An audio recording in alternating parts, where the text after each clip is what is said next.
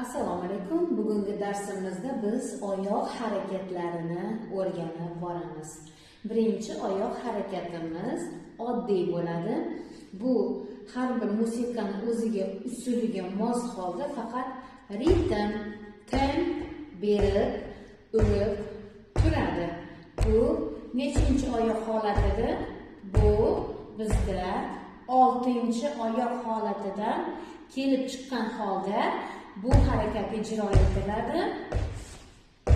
Chap oyoqda yoki o'ng oyoqda ham bu usulni ijro etish mumkin. Bu oyoq harakati любой qo'l harakatiga mos keladi. Masalan, 1, 2, 3, 4, 1, 2, 3, 4.